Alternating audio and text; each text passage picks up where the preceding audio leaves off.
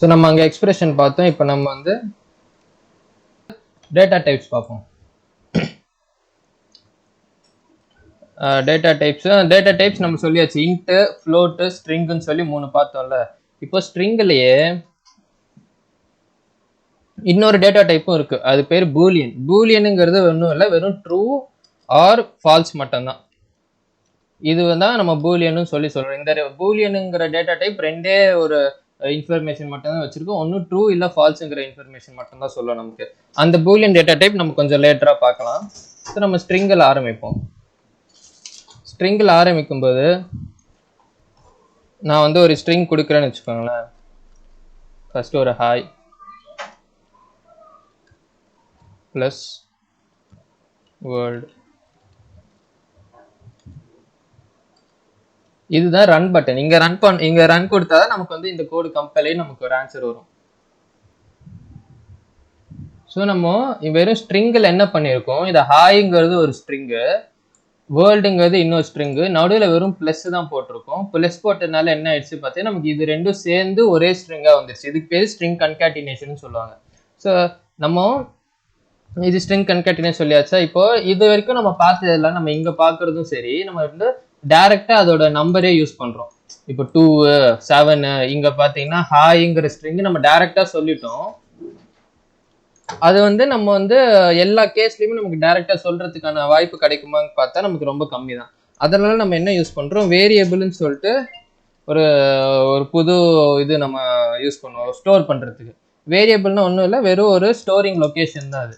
இப்போ வேரியபிள் வந்து ஏன் பேர்னா, நம்ம இந்த ஏன் இப்போ இந்த கேஸ் நம்ம ஏன் கொடுக்குறோம்னா, அது என்ன வேணா கொடுத்துக்கலாம். நம்ம வேரியபிள் நம்ம எவ்வளோ பெரிய வேர்டு வேணாலும், இல்லை எவ்வளோ இப்போ கேரக்டர்ஸ் நம்பர்ஸ், இப்போ நான் வந்து D1 எப்படி வேணா கொடுத்துக்கலாம். அதனால அது பேர் வேரியபிள்னு சொல்கிறோம். ஸோ நம்ம ஏன் இங்கே கொடுத்து இந்த இன்ஃபர்மேஷனை நம்ம இந்த வேரியபிள்குள்ளே ஸ்டோர் பண்ணுறோன்னு வச்சுக்கோங்க.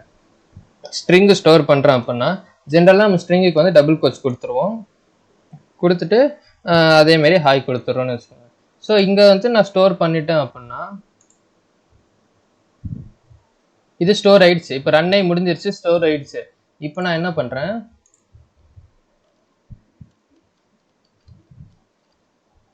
டைப் ஆஃப் ஏன்ஸ் கொடுத்தேன் அப்படின்னா இதுக்கு என்ன அர்த்தம், இதோட என்ன டைப், என்ன டேட்டா டைப்புன்னு சொல்லி நம்ம இப்போ பார்க்கலாம். இங்கே பாருங்க எஸ்டிஆர்னு சொல்லுது. எஸ்டிஆர்னா ஸ்ட்ரிங்குன்னு அர்த்தம். நமக்கு இங்கே ஸ்ட்ரிங் வந்து டபுள் கோட்ஸில் கொடுத்துருக்கோம்ல, அது நம்ம ஜென்ரலாகவே தெரியும். நம்ம சி படிச்சிருந்தாலோ இல்லை ஜாவா படிச்சிருந்தாலோ என்னன்னாலுமே நம்ம வந்து டபுள் கோட்ஸில் தான் கொடுப்போம். ஆனால் இங்கே பைத்தனில் என்ன ஒரு பியூட்டி அப்படின்னா, நமக்கு கேரக்டர் சிங்கிள் கோட்ஸ்குள்ளே கொடுத்தா நம்ம கேரக்டர் தான் நம்ம மிச்சரில் படிச்சிருப்போம். ஆனால் பைத்தானில் நமக்கு கேரக்டருங்கிற ஒரு கான்செப்டே கிடையாது, எல்லாமே ஸ்ட்ரிங் தான். இப்போ நான் வந்து வேற ஒரு இது கொடுக்குறேன். இப்போ ஏ வந்து நான் ஹாய் வந்து சிங்கிள் கோட்ஸ்குள்ளே கொடுத்துருக்கேன். இப்போ ரன் பண்ணிடுறேன். திருப்பி நான் இதை என்ன பண்ணுறேன், காப்பி பண்ணிக்கிறேன். டைப் ஆஃப் இப்போ நான் திருப்பி டைப் கண்டுபிடிச்சேன் அப்படின்னா அது மறுபடியும் ஸ்ட்ரிங்கு தான் காட்டும். ஸோ இதில் நம்ம பைத்தானில் என்ன மெயின் டிஃப்ரென்ஸ் மிச்ச லாங்குவேஜோட பார்த்தா, சிங்கிள் கோட்ஸு இல்லை டபுள் கோட்ஸு எது சொன்னாலுமே நமக்கு வந்து ஸ்ட்ரிங்கு தான். சிங்கிள் கோட்ஸ்னா கேரக்டருங்கிற ஒரு கான்செப்டே பைத்தானில் கிடையாது. சிங்கிள் கோட்ஸா டபுள் கோட்ஸா அது பேசிக்காக ஒரு ஸ்ட்ரிங்கு, அவ்வளோதான். ஸ்ட்ரிங் கன்காட்டினேஷன் ஏற்கனவே பார்த்துட்டோம். அதேமாரி ஸ்ட்ரிங் மல்டிப்ளிகேஷன் சொல்லிட்டு ஒன்று இருக்கு. இப்போ வந்து இப்போ நான் ஏ வந்து ஸ்ட்ரிங்கு நம்ம ஏற்கனவே மேலே சொல்லியாச்சா, அதை மல்டிப்ளை பை ஒரு நம்பர் இப்போ 3ன்னு போட்டு நம்ம இதை ரன் பண்ணோம் அப்படின்னா இங்கே பாருங்க ஹாய் ஹாய் ஹாய், அதே இது 3 வாட்டி அப்படியே கண்டினியூஸாக மல்டிப்ளை ஆகும். இது நமக்கு சில பேட்டர்ன்லாம் பிரிண்ட் பண்ணும்போது நமக்கு ரொம்ப யூஸ்ஃபுல்லாக இருக்கும். அந்த மாதிரி இது டைம்ஸில் நமக்கு இந்த ஸ்ட்ரிங் மல்டிப்ளிகேஷனை நம்ம யூஸ் பண்ணிக்கலாம். ஓகேவா? ஸோ இப்போது இது எல்லாமே நம்ம பேசிக்காக இருக்கிறத பார்த்துட்டு இருக்கோம்.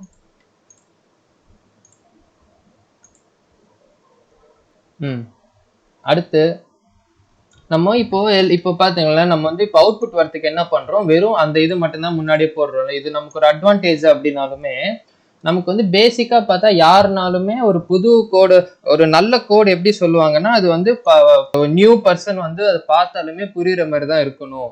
அப்படின்னு தான் சொல்லுவாங்க. அதனால நம்ம என்ன பண்றோம், இப்போ வெறும் இதை போட்டா நமக்கு ஒரு பைத்தான் டெவலப்பர்னா தெரியும், இது வெறும் போட்டாலே போதும் அதுக்கு ஆன்சர் பிரிண்ட் பண்ணோம் அப்படின்னு சொல்லிட்டு. ஆனா நம்ம வெளில இருந்து வரும்போது நமக்கு தெரியாது அப்படிங்கறதுனால நம்ம பிரிண்ட் ஸ்டேட்மெண்ட் நம்ம யூஸ் பண்ணிப்போம். அதனால நம்ம திருப்பி அதே பிரிண்ட் ஸ்டேட்மெண்ட்டுக்குள்ளேயே நம்ம இது போட்டு வச்சிருவோம். இதே பிரிண்ட் நீங்க ஜாவா அப்படின்னா system dot out dot print, system out dot print இல்லைன்னு ஏதாவது போடுவோம், இல்லை சினா சி அவுட் அந்த மாதிரிலாம் போடுவோம்ல. ஸோ இங்கே வந்து வெறும் பிரிண்ட்டுங்கிறது தான். பைத்தான்ல இன்னொரு இருந்தால் நமக்கு எல்லாமே எல்லா ஃபங்க்ஷன் எல்லா மெத்தடுமே பார்த்தா நமக்கு ஈஸியாக புரியுற மாதிரி தான் இருக்கும், நம்ம ஈஸியாக யூஸபிள் தான் இருக்கும். வெறும் பிரிண்ட்னு சொன்னாலே அது என்ன அர்த்தம்னு தெரிஞ்சிருது நமக்கு. அந்த மாதிரி தான் பைத்தானோட ஃபங்க்ஷன் பேர் எல்லாமே வச்சிருப்பாங்க.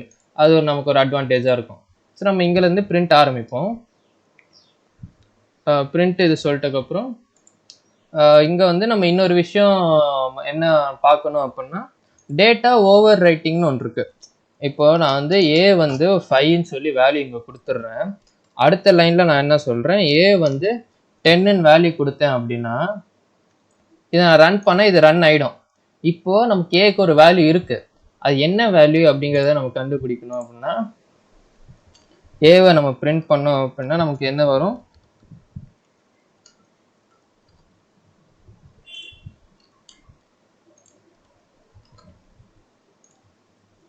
ஏவோட வேல்யூ 10ன்னு வரும். என்ன அர்த்தம் அப்படின்னா நமக்கு எப்போவுமே ஒரு வேரியபிள் வந்து அதோட லேட்டஸ்ட் வேல்யூ தான் நமக்கு எடுத்துக்கும். இதுக்கு பேர் டேட்டா ஓவர் ரைட்டிங்.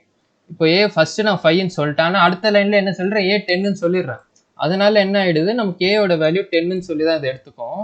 அதனால நமக்கு இப்போ ஏவோட லேட்டஸ்ட் வேல்யூ தான் நம்ம இங்கே பிரிண்ட் பண்ண போகிறோம். ஸோ 10 பிரிண்ட் ஆகுது. இதுக்கு பேர் டேட்டா ஓவர் ரைட்டிங். இது வந்து நமக்கு சில பக் எல்லாம் நம்ம ஃபிக்ஸ் பண்ணும்போது இதெல்லாம் பார்த்தீங்கன்னா நமக்கு எங்கே எரர் வருதுன்னே தெரியாமல் இருக்கும். ஸோ நம்ம இந்த கான்செப்ட் எல்லாம் நம்ம புரிஞ்சா வழியே ஏன் இந்த இடத்துல நம்ம இது பிரிண்ட் ஆகுது அப்படிங்கிறத நமக்கு கண்டுபிடிக்க முடியும். இது சொல்லியாச்சா. அடுத்து பார்த்தீங்கன்னா இப்போ நம்ம எக்ஸ்பிரஷன் பார்த்தோம். எக்ஸ்பிரஷனுங்கிறது இந்த காம்பினேஷன் நம்ம வந்து நம்ம பண்ணுற எந்த ஒரு டிவிஷனு அடிஷனு எல்லாமே ஒரு எக்ஸ்பிரஷன் தான் சொல்லி பார்த்தோம். ஸோ இது வந்து ஒரு எக்ஸ்பிரஷன் 9/2 + 4. இதை நான் வந்து வேற ஒரு வேரியபிளுக்கு ஸ்டோர் பண்ணிட்டேன் அப்படின்னா இது வந்து ஒரு ஸ்டேட்மெண்ட்டுன்னு ஆகிடும். ஒரு ஸ்டேட்மெண்ட்டுக்கு என்ன definition, it is an expression assigned to a variable. இந்த எக்ஸ்பிரஷனோட வேல்யூ நம்ம கம்ப்யூட் பண்ணும்போது ஒரு வேல்யூ வரும்ல, அந்த வேல்யூ நம்ம தூக்கி வேரியபிள் ஏக்கு கொடுத்துட்றோம். கொடுத்து முடிச்சுட்டு நான் என்ன பண்ணுறேன், ஏ பிரிண்ட் பண்ணுறேன் அப்படின்னா நமக்கு அதோட வேல்யூ வந்துடும். ஸோ இது வந்து ஒரு ஸ்டேட்மெண்ட்டுன்னு சொல்லுவோம். ஸோ ஸ்டேட்மெண்ட்னா கூட நம்ம புரிஞ்சிருக்கோம். வெறும் அந்த அந்த அந்த வர ஆன்சரை நம்ம ஒரு வேரியபிள் கொடுத்தா அது ஒரு ஸ்டேட்மெண்ட்டுன்னு ஆகிடும்.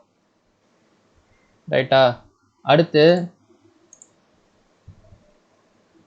நெக்ஸ்ட் என்ன பார்க்குறோன்னா, இன்னொன்று வந்து நம்ம வந்து இப்போ நம்ம கொடுக்குற வேல்யூ எல்லாமே கூட நம்ம வந்து டேரெக்டாக தானே கொடுத்துட்ருக்கோம். இப்போ 9, 2, 4 எதுனாலுமே நம்ம டேரெக்டாக நம்ம இஷ்டத்துக்குன்னு ஒரு வேல்யூ தான் கொடுக்குறோம்.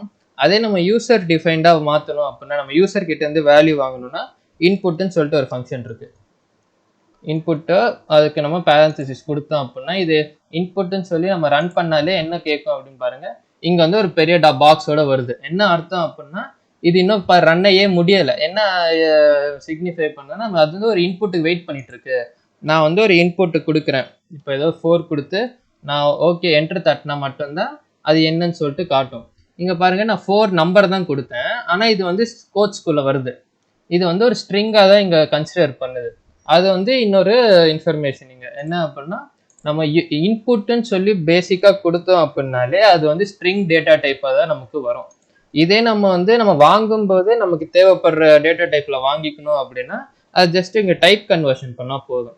நான் இன்ட் ஆஃப் இன்புட்டுன்னு சொல்லி கொடுத்தாலே நமக்கு தானாக இங்கே வாங்குற வேல்யூ வந்து இன்டீஜர் வேல்யூவாக வாங்கிக்கும். இப்போ நான் இதை இன்ட் ஆஃப் இன்புட்டுன்னு சொல்லி கொடுத்துட்டு திருப்பி அதே 4 கொடுத்து நான் என்டர் கொடுத்தேன் அப்படின்னா பாருங்க அந்த கோட்ஸ் இங்கே முன்னாடி இங்கே கோட்ஸ் காட்டிச்சு, இங்கே கோட்ஸே காட்டல பாருங்க. ஸோ நமக்கு பேசிக்காக இன்புட்டில் வாங்குற எல்லா வேல்யூமே ஸ்ட்ரிங்காக தான் அது வாங்கும். நமக்கு தேவைப்படுற மாதிரி நம்ம வந்து முன்னாடி இப்போ நான் இங்கே வந்து இன்ட்டுக்கு பதிலாக ஃப்ளோட்டுன்னு கொடுக்குறேன் அப்படின்னா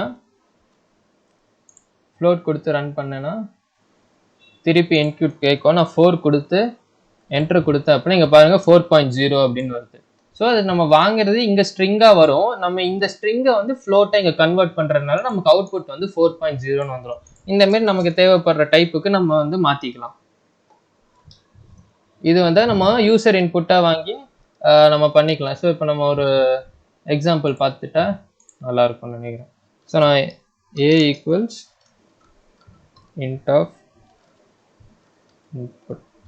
ஸோ ஏ ஒரு இன்புட் வாங்கி ஏல ஸ்டோர் பண்ணுறேன், இன்னொரு இன்புட் வாங்கி நான் பியில் ஸ்டோர் பண்ணிக்க போகிறேன். ஸோ 2 இன்புட் இருக்கு. கடைசியில் என்ன பண்ணலாம், சும்மா பிரிண்ட் பண்ணுவோம் a + bன்னு சொல்லிட்டு. இது ஒரு பேசிக்கான ஒரு ப்ரோக்ராம். ஃபர்ஸ்ட்டு கேட்குறது நம்ம இன்புட்குள்ளே நம்ம வந்து என்ன இன்ஃபர்மேஷன் சொல்லணுமோ சொல்லிக்கலாம். ஆக்சுவலாக இப்போ வந்து இப்போ இதுக்குள்ளே நம்ம என்ன சொல்கிறோம், வேல்யூ ஆஃப் ஏன்னு சொல்லி இங்கே கொடுத்துக்கலாம். திருப்பி வேல்யூ ஆஃப் பின்னு சொல்லி கொடுத்தா நம்ம இங்கே பிளெயினாக இல்லாமல் நமக்கு என்ன இன்ஃபர்மேஷன் கொடுக்கணும் அப்படிங்கிறது நான் யூஸருக்கு தெரியும்.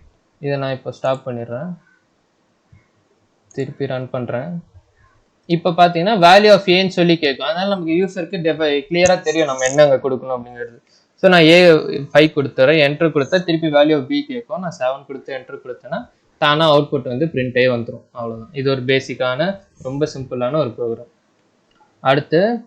அடுத்து ரொம்ப இன்னொரு முக்கியமான கான்செப்ட் நம்ம என்ன பார்க்கணும் அப்படின்னா கமெண்ட்ஸ். கமெண்ட்ஸ் பார்த்தீங்கன்னா நம்ம எல்லாத்துலேயும் நம்ம ஏற்கனவே ப்ரோக்ராமிங் படிச்சு வந்தோம்னா கமெண்ட்ஸ்னு என்னன்னு தெரியும். இப்போ நான் வந்து இதே கோட் எடுத்துப்போமே. இந்த கோடில் நமக்கு வந்து என்னன்னு சொல்லி இது வந்து சிம்பிள் கோடுங்கிறதுனால பார்த்தாலே தெரிஞ்சிடும் என்ன பண்ணுது அப்படிங்கிறது. கொஞ்சம் காம்ப்ளெக்ஸாக இருந்தது அப்படின்னா நம்ம வந்து என்ன அந்த கோடு என்ன பண்ணுதுன்னு சொல்லி நம்ம ஸ்பெசிஃபை பண்ணணும். இதுக்கு பேர் டாக்குமெண்டேஷன் சொல்லுவாங்க. ஒரு கோடு வந்து நம்ம எந்த ரெஃபரன்ஸ் எடுத்தாலும் அதை டாக்குமெண்ட் பண்ணி வச்சிருப்பாங்க, அந்த கோட் லைன் ஆஃப் கோட் என்ன பண்ணுதுன்னு சொல்லி. ஸோ பைத்தானில் நம்ம கமெண்ட்ஸுக்கு ஹேஷ்ட்ராக் தான் யூஸ் பண்ணுவோம். இந்த ஹேஷ் யூஸ் பண்ணிட்டு நம்ம என்ன வேணா சொல்லலாம். இப்போ இந்த லைன் என்ன பண்ணுது, பேசிக்கா கெட்ஸ் தி வேல்யூ ஃபார் ஏ. அதே மாதிரி நம்ம இது வந்து gets value for b. இவ்வளவுதான். ஸோ நம்ம ஒரு வெல் டாக்குமெண்டட் கோடை தான் நம்ம வந்து ஒரு ப்ராஜெக்ட் நம்ம பண்றோம். இப்போ நான் ஏதோ ஒரு கம்பெனிக்கு நம்ம பண்ணி தரோம், ஏதோ ஒரு இல்லை நம்மளே கூட தனியா பண்றோம் அப்படின்னா கூட ஒரு வெல் டாக்குமெண்டட் கோடு மட்டும்தான் எல்லாரும் அக்செப்ட் பண்ணுவாங்க. ஏன்னா அது ரொம்ப ஈஸி டு ரீடு, யாருக்குமே புரியும். ஸோ நம்ம என்ன பண்ணோம், ஆரம்பிக்கும் போதே நம்ம இந்த மாதிரி ஒவ்வொரு லைனுக்கும் கமெண்ட் போட்டு அது என்னன்னு சொல்லி நம்ம சொல்றது ஆரம்பிக்கணும். இது என்ன பண்ணுது, டிஸ்பிளே தி அவுட்புட். அந்த மாதிரி இதெல்லாம் நம்ம சிம்பிளா சொல்றோம், இதெல்லாம் நமக்கு தெரிஞ்ச விஷயம் தான். ஆனால் நம்ம கொஞ்சம் பெரிய ப்ரோக்ராமை நம்ம எழுத ஆரம்பிக்கும் போது நம்ம வந்து கமெண்ட்ஸுங்கிறது நம்ம யூஸ் பண்ண வேண்டியது ரொம்ப முக்கியமா இருக்கும். ஸோ நம்ம கமெண்ட்ஸ் பற்றி நம்ம இங்கே தெரிஞ்சு வச்சு அடுத்து நம்ம ஸ்ட்ரிங் கன்காட்டினேஷன்ல மறுபடியும் ஒரு இது பார்ப்போம். இப்போ நான் பிரிண்ட் பண்ணுறேன்னு வச்சுக்கோங்க. ப்ளஸ் நம்ம வந்து ஏதோ ஒரு வேல்யூ பண்ணுவோம். இப்போ நமக்கு பிரிண்ட் என்ன வரும், ஐ ஹாவ் ருபீஸ். இப்போ 10 ரூபா நம்ம கிட்ட இருக்கு அப்படின்னா ஐ ஹாவ் ருபீஸ் 10ன்னு சொல்லி நம்ம போடுறோம்னு வச்சுக்கோங்களேன். இப்போ பிரிண்ட் பண்ணனா எரர்ன்னு வருது. என்ன எரர்ன்னு பார்த்தீங்கன்னா it must be string not int அப்படின்னு சொல்லுது. என்னன்னா இங்க பார்த்தீங்கன்னா நான் இது வரைக்கும் பிரிண்ட்டுக்குள்ள நம்ம எப்பவுமே ஒரு ஸ்ட்ரிங்காக தான் கொடுக்கணும். பிரிண்ட்டுங்கிறது ப்ரீ டிஃபைன்டு மெத்தட். அது நம்ம அது இன்னொரு அடுத்த செக்ஷன்ல பார்ப்போம் ப்ரீ டிஃபைன் மெத்தட் என்னன்னு சொல்லிட்டு. ஸோ நம்ம பேசிக்கா என்னன்னா பிரிண்ட்டுக்குள்ள எப்பவுமே ஒரு ஸ்ட்ரிங் வேல்யூ தான் அது வந்து அவுட்புட்டா கொடுக்கும். இங்க பாத்தீங்கன்னா ஃபர்ஸ்ட் செக்ஷன்ல ஸ்ட்ரிங் கொடுத்துருக்கோம், ஐ ஹாவ் ருபீஸ்ன்னு சொல்லிட்டு கோச்சுக்குள்ள போட்டிருக்கனால ஸ்ட்ரிங்னு சொல்லி அர்த்தம். பிளஸ்ங்கிறது நம்ம இங்க கன்காட்டினேஷன்ல பார்த்த மாதிரி நம்ம சும்மா பிளஸ் நடுவில் போட்டு கொடுத்து அது மிச்சம் இருக்கிறது அப்படியே ஆட் பண்ணி சேர்த்து வச்சு காமிச்சிடும். ஸோ ப்ளஸ் 10ன்னு சொல்லி கொடுக்கும்போது நம்ம எதிர்பார்க்குற அவுட்புட் வந்து ஐ ஹாவ் ருபீஸ் 10ன்னு சொல்லி வரணும். ஆனால் வரல. ஏன் அப்படின்னா இது வந்து 10ங்கிறது இன்டீஜர்னு சொல்லி சொல்லுது. ஸோ நம்ம இதை நம்ம சரி பண்ணோம் அப்படின்னா போட்டுக்கிறேன். இது இன்டீஜரா இருக்கிறத நம்ம வந்து ஸ்ட்ரிங்கா மாற்றணும், அவ்வளோதான். ஸோ நம்ம 10ங்கிறது இந்த லைன் ஆஃப் கோட் நம்ம ஆட் பண்ற இந்த ஒரு கோட் ஆட் பண்றதுனால என்ன ஆயிடும் அப்படின்னா 10ங்கிறது இன்டீஜரா இல்லாம ஸ்ட்ரிங்கா மாறிடும். இதுக்கு பேரு டைப் காஸ்டிங்னு சொல்லுவாங்க. இது ஒரு டைப்லேருந்து இன்னொரு டைப்புக்கு மாற்றுறது. இப்போ நம்ம ரன் பண்ணோம்னா நம்ம எதிர்பார்க்குற அவுட்புட் வந்துடும், ஐ ஹேவ் ₹10ன்னு சொல்லி. இது பேர் டைப் காஸ்டிங். நம்ம இது டைப் காஸ்டிங்கிறது நம்ம எந்த கண்டிஷனில் வேணாலும் பண்ணிக்கலாம். இப்போ எந்த ஸ்டேஜ் ஆஃப் தி கோடு எங்கே வேணாலும் நமக்கு தேவைப்படுற மாதிரி ஒரு டேட்டா டைப்லேருந்து இன்னொரு டேட்டா டைப்புக்கு மாறிக்கலாம். அதுதான் டைப் கன்வர்ஷனு. ஸோ இது வரைக்கும் ஓகே, கொஞ்சம் சிம்பிளாக தான் இருக்கும். நம்ம வந்து ஃபஸ்ட்டே சொன்ன மாதிரி ஒரு டேட்டா டைப் நம்ம சொல்ல விட்டுருக்கோம், அதாவது பூலியன் சொல்லி. ஸோ நம்ம பூலியன் பற்றி பார்ப்போம். பூலியன்னு நம்ம சொல்லியிருக்கோம் ஏற்கனவே. பூலியனுங்கிறது எய்தர் ட்ரூ இல்லாட்டி ஃபால்ஸு மட்டும்தான் நமக்கு வேல்யூவாக எடுக்கும். இதில் வந்து ட்ரூ ஃபால்ஸு ரெண்டுமே டீயும் எஃப்பும் கேப்ஸில் இருக்கணும், அது நம்ம பார்த்துக்கணும்.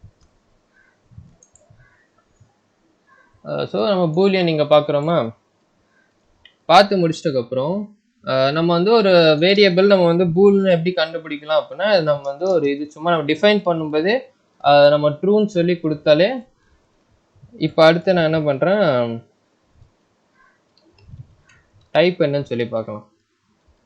டைப் ஆஃப் ஏ அப்படின்னு சொல்லி பிரிண்ட் பண்ணோன்னா இங்கே பார்த்துங்க, கிளாஸ் வந்து பூல்னு சொல்லுது. பூல்னா பூலியனுங்கிறது ட்ரூ இல்லை ஃபால்ஸ். நாங்கள் ட்ரூ கொடுத்தனால இது வந்து பூலியன் சொல்லி கொடு. இன்னொரு பியூட்டி ஆஃப் பைத்தான் என்ன அப்படின்னா, நம்ம வந்து மிச்ச எல்லா லாங்குவேஜ்லையுமே அது என்ன டேட்டா டைப்புன்னு சொல்லி முன்னாடி கொடுக்கணும்.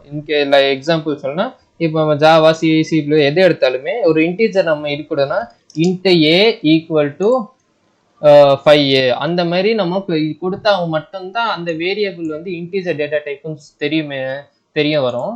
ஆனால் பைத்தானில் அது அவசியமே இல்லை. பைத்தானில் நான் வெறும் a ஈக்குவல் டு 5 சொல்லி இப்போ நான் பிரிண்ட் கொடுத்தேன் அப்படின்னா கூட அது பாருங்க தானா இன்டீஜர்னு சொல்லி எடுத்துக்குது. அதே நான் வந்து இப்போ a ஈக்குவல் டு 19.2 அப்படின்னு சொல்லி கொடுத்து நான் ரன் பண்ணாங்கன்னா தானா பாருங்க ஃப்ளோட்டுன்னு சொல்லி எடுத்துக்கோம். இது வந்து ஒரு நல்ல விஷயம். நம்ம வந்து டைப் வந்து நம்ம என்னன்னு சொல்லி ஒவ்வொரு வாட்டியும் ப்ரெடிக்ட் பண்ணி நம்ம முன்னாடியே போட்டு வைக்கணும்னு சொல்லி அவசியம் இல்லை. நம்ம கொடுக்குற வேல்யூக்கு ஏற்றபடி தானா அந்த வேரியபிள் வந்து அதோட டைப்னு சொல்லி அசைன் பண்ணிக்கும். இதாயிடுச்சா? அடுத்து நம்ம வந்து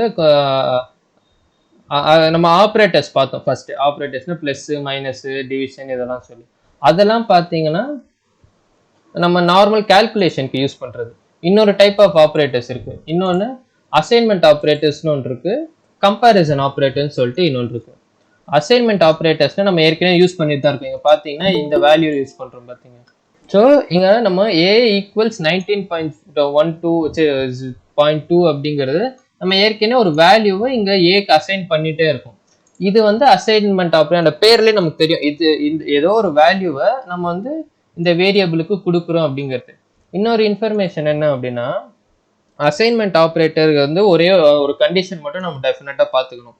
இப்போ 5 ஈக்குவல்ஸ் ஏவும் நான் இப்படின்னு ஒரு ஸ்டேட்மெண்ட் கொடுக்குறேன். இன்னொரு லைனில் நான் வந்து a ஈக்குவல்ஸ் 5ன்னு சொல்லி கொடுக்குறேன். இப்போ ரெண்டோட அர்த்தமே சேம் தான் நம்மளை பொறுத்த வரைக்கும். நம்ம வந்து ஜென்ரலாக போய் இதை படித்தோன்னா, இப்போ இது ரெண்டுத்தையும் படிச்சுட்டு ஏயோட வேல்யூ என்னன்னு சொல்லி கேட்டால் நம்ம வந்து 5ன்னு தான் சொல்லுவோம். ஸோ நம்ம இங்கே பார்ப்போம் ப்ரோக்ராமில் என்ன சொல்லுது அப்படின்னு சொல்லிட்டு. இதை ரன் பண்ணால் இது வந்து ஒரு எரர் காட்டுது, காண்ட் அசைன் லிட்ரல்ன்ட்டு. அது என்னன்னு சொல்கிறேன். இது ரன் பண்ணால் பிரச்சனை இல்லை, ரன்னே முடிஞ்சிருச்சு. ஏன் அப்படின்னா இப்போ என்ன ப்ரோக்ராமிங் பார்த்தாலும் வேல்யூ வந்து எப்போவுமே ரைட் சைட்லேருந்து தான் லெஃப்ட் சைடுக்கு ஷிஃப்ட் ஆகும். நம்ம அசைன்மெண்ட் வந்து ரைட்டில் எவ்வளோ பெரிய ஸ்டேட்மெண்ட் இருந்தாலும் அது ரைட்டில் இருக்கிறத நமக்கு லெஃப்ட்டுக்கு போகிறோம் அப்படிங்கிற ஒரு ரூல்னு வச்சுக்கலாமே. ஸோ அந்த ரூலில் நம்ம ஃபாலோ பண்ணால் மட்டும்தான் நமக்கு வந்து வேல்யூஸ் கரெக்டாக அசைன் ஆகும். இதுவும் அர்த்தம் ஒன்று தான். இது முடிச்சதுக்கப்புறமும் ஏவோட வேல்யூ என்னன்னு சொல்லி கேட்டால் நம்ம 5 தான் சொல்லுவோம். ஆனால் ப்ரோக்ராமிங் படி நம்ம எப்பவுமே ரைட்டில் இருக்கிற வேல்யூ தான் லெஃப்ட்டுக்கு அசைன் ஆகும். அதனால இதை பண்ணி முடிச்சுட்டு நம்ம பிரிண்ட் பண்ணால் ஏ என்னன்னு சொல்லி கேட்டால் தான் நமக்கு நம்ம தேவைப்படுற அவுட்புட்டு வரும். நமக்கு ஏ பார்த்தீங்கன்னா திருப்பி இங்கே 5ன்னு சொல்கிறோம். அவ்வளோதான். இது ஒரு இந்த சின்ன சின்ன விஷயம்லாம் நம்ம கரெக்டாக கொஞ்சம் பார்த்துக்கணும். அவ்வளோதான்.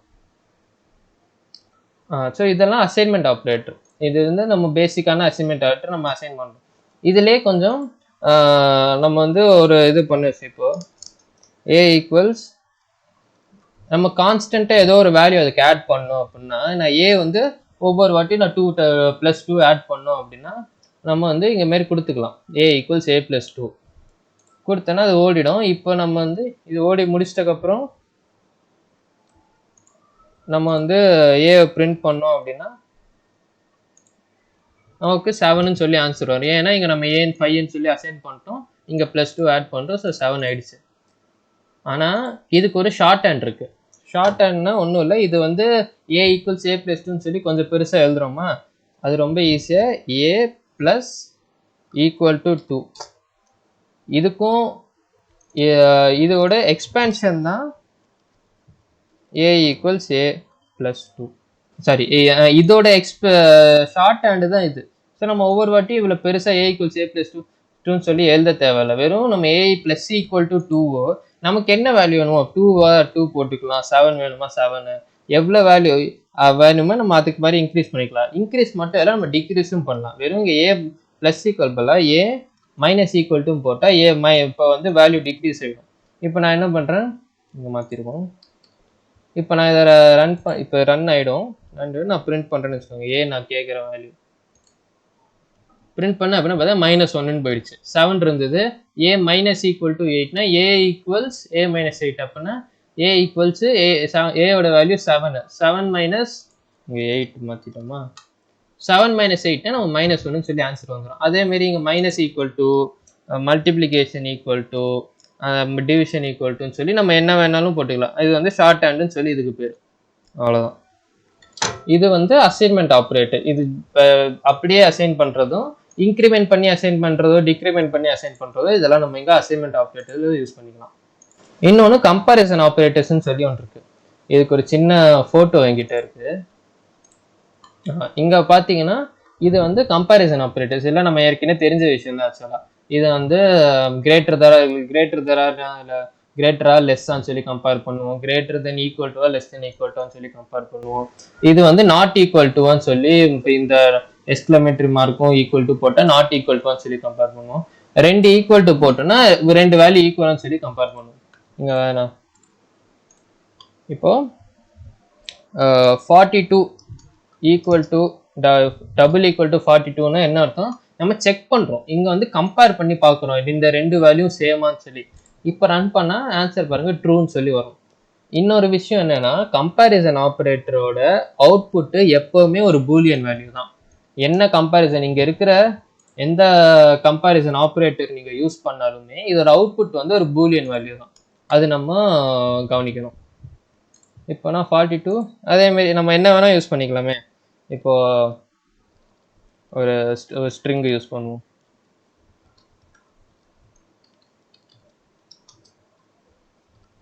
நம்ம இது பார்த்தோம். இப்போ டபுள் கோட்ஸில் ஹாய்னாலும் நம்ம ஸ்ட்ரிங்கு தான் சொல்கிறோம், சிங்கிள் கோட்ஸில் ஹாய்னாலும் ஸ்ட்ரிங்கு தான். அது 2 ஈக்குவலான்னு சொல்லி கேட்டாலும் பாருங்கள் ட்ரூன்னு சொல்லி சொல்கிறோம். அதுதான் நம்ம ஃபஸ்ட்டே பார்த்தது தான்.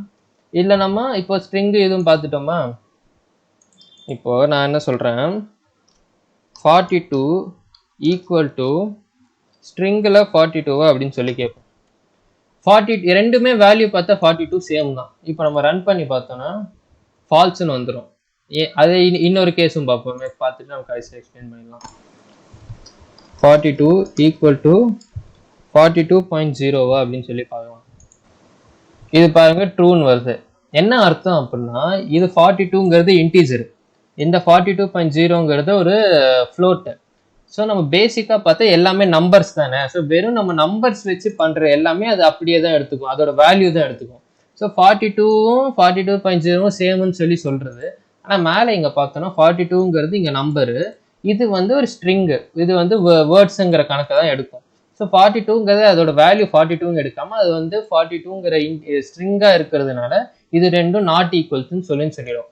ஸோ நம்ம ஸ்ட்ரிங் இன்டீஜரும் ஃப்ளோட்டும் மட்டும் தான் நம்ம ஈக்குவலான்னு சொல்லி நம்ம அது ஒரே லெவலில் கம்பேர் பண்ண முடியும். ஸோ இது வந்து கம்பேரிசன் ஆப்ரேட்டர் இங்கே சொல்லிடுறோம். அடுத்து நம்ம பூலியன் சொல்லும் போதே சொன்னோம் 2 டைப்பு தான் இருக்குது அப்படின்னு சொல்லிட்டு, ட்ரூவு ஃபால்ஸு அப்படின்னு சொல்லிட்டு. அதேமாரி நமக்கு வந்து அதே காம்பினேஷனில் யூஸ் பண்ணிக்கலாம். இப்போ true and falls, true R falls அப்படின்னு சொல்லிட்டு அதுக்கு பேர் ட்ரூத் டேபிள்னு சொல்லி சொல்லுவோம். அதேமாரி நம்ம இங்கிட்டே ஒன்று இருக்குது, இது வந்து AND ஆப்ரேட்டருக்கு ட்ரூத் டேபிள். இது வந்து நம்ம ஏற்கனவே படிச்சிருப்போம் ஆக்சுவலா. ட்ரூ அண்ட் ட்ரூனா ட்ரூன்னு வரும், ட்ரூ அண்ட் ஃபால்ஸ்னா ஃபால்ஸ், ஃபால்ஸ் அண்ட் ட்ரூனா ஃபால்ஸ், ஃபால்ஸ் அண்ட் ஃபால்ஸ்னா ஃபால்ஸ். இந்த AND ஆப்ரேட்டர் யூஸ் பண்ணும்போது இந்த முன்னாடி வேற பூலியன் அடுத்து வேற பூலியன் இருக்கும்போது அவுட்புட் என்ன வரும் அப்படிங்கிறது இது வந்து நமக்கு பேசிக்கா நம்ம ஈஸியாவே கண்டுபிடிச்சா நமக்கு தெரிஞ்சும் இருக்கும். அதே மாதிரி நம்ம ஆருக்கும் இருக்கு, ட்ரூ ஆர் ட்ரூனா ட்ரூ. இது வந்து ஒரே கண்டிஷன், ஃபால்ஸா ஃபால்ஸ் மட்டும் தான் ஃபால்ஸ் வரும், மிச்சம் என்ன கண்டிஷன்னாலும் ட்ரூ தான் வரும். இதுவும் நம்ம படிச்சிருப்போம் ஆக்சுவலா. ஸோ இந்த 2 கண்டிஷன் வச்சும் நம்ம வந்து இதுதான் பேசிக்ஸ். எதுக்குன்னா நம்ம கண்டிஷனல் ஸ்டேட்மெண்ட்ஸ்லாம் இப்போ இஃப் எல்ஸ் இஃப் அந்த மாதிரி கண்டிஷனல் ஸ்டேட்மெண்ட்ஸ்லாம் பார்க்கும்போது இதுதான் நம்ம பேசிக்காக நம்ம பார்ப்போமே. இப்போ நம்ம வந்து ஒரு 2 கண்டிஷன் எழுதுவோமே, 42 ஈக்குவல் டு 42 சொல்லி ஒன்று பார்க்குறோம், அண்ட் 3 கிரேட்டர் தென் 2 சொல்லி பார்க்குறோம். இதில் பாருங்க நம்ம ஆண்டுன்னு சொல்லி அப்படியே போடுறோம். இது வந்து பைத்தானுக்கும் மிச்ச லாங்குவேஜுக்கும் இருக்கிற இன்னொரு டிஃப்ரென்ஸ். மிச்ச லாங்குவேஜ்லாம் பார்த்தா நம்ம ஆண்ட் யூஸ் பண்ணோம் அப்படின்னா டபுள் ஆம்பர்சன் தான் யூஸ் பண்ணுவோம். அதேமாரி ஆர் யூஸ் பண்ணோன்னா இந்த 2 பைப் லைன் சிம்பிள், இந்த ஸ்ட்ரெயிட் லைன் தான் யூஸ் பண்ணுவோம். நம்ம பைத்தானில் எல்லாம் தேவையில்லை. நம்ம முன்னாடியே சொன்ன மாதிரி ரொம்ப ஈஸியாக நம்ம பார்த்தாலே நம்ம படித்தாலே நம்ம தெரிஞ்சிடும் என்ன பண்ணோம் அப்படிங்கிற மாதிரி. அதே மாதிரி தான் இங்கே நம்ம ஆறுங்கிறது ஓஆர் தான் போடுவோமே தவிர அந்த சிம்பிளில் எதுவும் கிடையாது. ஸோ நம்ம இதை அப்படியே படித்தாலே நமக்கு தெரிஞ்சிடும் இந்த கண்டிஷன் அண்ட் இந்த கண்டிஷன் ட்ரூனா மட்டும் தான் நமக்கு அவுட்புட் டோட்டல் அவுட்புட் ட்ரூ வரும். இப்போ பார்த்தீங்கன்னா 2 கண்டிஷனுமே ட்ரூன்னு தான் வருது. ஸோ நம்ம டோட்டல் அவுட்புட் ட்ரூன்னு தான் வரும். அதே மாதிரி நம்ம கண்டிஷன் மாற்றிடுவோமே அடுத்து. இப்போ வந்து 3 கிரேட்டர் தென் 4 சொல்லி செக் பண்ணுவோம். இப்போ வந்து ஃபர்ஸ்ட் கண்டிஷன் நமக்கு ட்ரூ வந்துடும், செகண்ட் கண்டிஷன் ஃபால்ஸ் வந்துடும். ட்ரூ அண்ட் ஃபால்ஸுங்கிறப்ப நமக்கு ஆன்சர் வந்து ஃபால்ஸ்ன்னு வந்துடும். ஸோ இந்த மாதிரி இவ்வளோதான் சிம்பிளாக இருக்கும். இது ஒன்று நம்ம அடுத்த லெவல் என்ன பண்ணுவோம்னா இது வந்து ஒரு கண்டிஷனுக்குள்ளே போட்டு இஃப் கண்டிஷனுக்குள்ளேயோ எல்சிஃப்குள்ளேயோ போட்டு செக் பண்ணுவோம். அடுத்த நாளைக்கு பார்த்தீங்கன்னா நம்ம கண்டிஷன்ஸ் லூப்ஸ்குள்ளே போயிடலாம்.